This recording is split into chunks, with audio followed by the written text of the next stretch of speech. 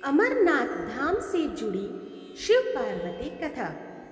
एक बार देवी पार्वती ने देवों के देव महादेव से पूछा, ऐसा क्यों है कि आप अजर है, अमर है, लेकिन मुझे हर जन्म के बाद नए स्वरूप में आकर फिर से बरसों तप के बाद आपको प्राप्त करना होता है। जब मुझे आपको पाना है तो मेरी तपस्या और इतनी कठिन परीक्षा क्यों? आपके कंठ में पड़ी नरमुंड माला और अमर होने के रहस्य क्या है? महादेव ने पहले तो देवी पार्वती के उन सवालों का जवाब देना उचित नहीं समझा, लेकिन पत्नी हट के कारण कुछ गूढ़ रहस्य उन्हें बताने पड़े। शिव महापुराण में मृत्यु से लेकर अजर अमर तक के कई प्रसंग हैं, जिनमें एक साधना से जुड़ी अमर कथा बड़ी रोचक है, जिसे भक्तजन अमरत्व की कथा के रूप में जानते हैं। हर वर्ष हिम के आलय यानी कि हिमालय में अमरनाथ, कैलाश और मानसरोवर तीर्थ स्थलों में लाखों श्रद्धालु पहुंचते हैं, सैकड़ों किलोमीटर की पैदल यात्रा करते हैं। क्यों? यह विश्वास यूं ही नहीं उपजा। शिव के प्रिय अधिक मास अथवा आषाढ़ पूर्णिमा से श्रावण मास तक की पूर्णिमा के बीच अमरनाथ की यात्रा भक्तों को खुद से जुड़े रहस्यों के कारण और प्रासंगिक लगती है। पौराणिक मान्यताओं के अनुसार अमरनाथ की गुफा ही वह स्थान है जहां भगवान शिव ने पार्वती को अमर होने के गुप्त रहस्य बतलाए थे। उस दौरान उन दो ज्योतिर्लिंगों के अलावा तीसरा वहां कोई प्राणी नहीं था, न महादेव का नंदी और न ही उनका नाग, न सिर पे गंगा और न ही गणपति कार्तिकेय। सबसे पहले नंदी को पहलगांव पर छोड़ा महादेव ने। गुप्त स्थान की तलाश में महादेव ने अपने वाहन नंदी को सबसे पहले छोड़ा।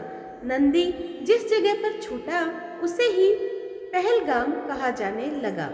अमरनाथ यात्रा यहीं से शुरू होती है।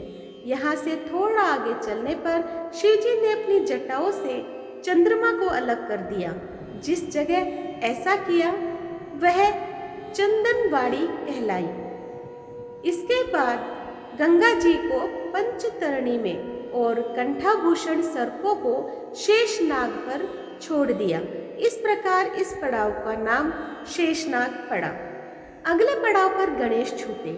अमरनाथ यात्रा में पहलगाम के बाद अगला पड़ाव है गणेश टोप। मान्यता है कि इसी स्थान पर महादेव ने पुत्र गणेश को छोड़ा। इस जगह को महागुणा का पर्वत भी कहते हैं। इसके बाद महादेव ने जहाँ पिस्सू नामक कीड़े को त्यागा वह जगह पिस्सू घाटी है और शुरू हुई शिव पार्वती की कथा। इस प्रकार महादेव ने अपने पीछे जीवनदायिनी पांचों तत्वों को स्वयं से अलग किया। इसके पश्चात पार्वती संग एक गुफा में महादेव ने प्रवेश किया। कोई तीसरा प्राणी यानी और कोई व्यक्ति, पशु या पक्षी गुफा के अंदर घुस कथा को न सुन सके, इसलिए उन्होंने चारों ओर अग्नि प्रज्वलित कर दी। फिर महादेव ने जीवन के गूढ़ रहस्य की कथा शुरू कर दी। कथा सुनते सुनते पार्वती जी सो गई। कबूतरों ने सुनी पूरी कथा। कहा जाता है कि कथा सुनते सुनते देवी पार्वती को नींद आ गई। वह सो गई और महादेव को यह पता नहीं चला। वह सुनाते रहे। यह कथा इस समय दो सफ़ेद कबूतर सुन रहे थे और बीच बीच में गूं गूं की आवाज़ निकाल रहे थे। महादेव को लगा कि पार्वती मुझे सुन रही है और बीच बीच में हुंकार भर रही है। चूंकि वैसे भी भोले अपने मन मग्न थे तो सुनाने के अलावा ध्यान कबूतरों पर नहीं गया। वे कबूतर अमर हुए और अब गुफा में होते हैं उनके दर्शन। दो कबूतर सुनते रहे। जब कथा समाप्त होने पर महादेव का ध्यान पार्वती पर गया तो उन्हें पता चला कि वे तो सो रही हैं, तो कथा सुनकर कौन रहा था। उनकी दृष्टि तब दो कबूतरों पर पड़ी तो महादेव को क्रोध आ गया। वही कबूतर का जोड़ा उनकी शरण में आ गया और बोला, भगवान, हमने आपसे अमर कथा सुनी है। यदि आप हमें मार देंगे तो यह कथा झूठी हो जाएगी। हमें पथ प्रदान करें। इस पर महादेव ने उन्हें वर दिया कि तुम सदैव इस स्थान पर शिव व पार्वती के प्रतीक चिन्ह में निवास करोगे। अंततः कबूतर का यह जोड़ा अमर हो गया और यह गुफा अमरनाथ की साक्षी हो गई। इस तरह इस स्थान का नाम अमरनाथ पड़ा। मान्यता है कि आज इन दो कबूतरों के दर्शन भक्तों को होते हैं। अमरनाथ गुफा में यह भी प्रकृति का ही चमत्कार है कि शिव की पूजा वाले विशेष दिनों में बर्फ के शिवलिंग अपना आकार ले लेते हैं। यहाँ मौजूद शिवलिंग किसी आश्चर्य से कम नहीं है।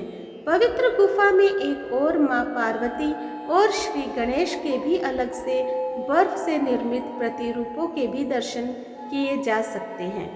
तो दोस्तों, आज मैंने आप लोगों को अमरनाथ की पावन कथा सुनाई है। आप लोगों को कैसी लगी मुझे कमेंट बॉक्स में ज़रूर बताइएगा। और जो लोग मेरे चैनल पर नए हैं प्लीज़ सब्सक्राइब कर दीजिए, लाइक कीजिए और शेयर कीजिए अपने दोस्तों और परिवार में, और इसी तरह मेरा सहयोग करते रहें। धन्यवाद।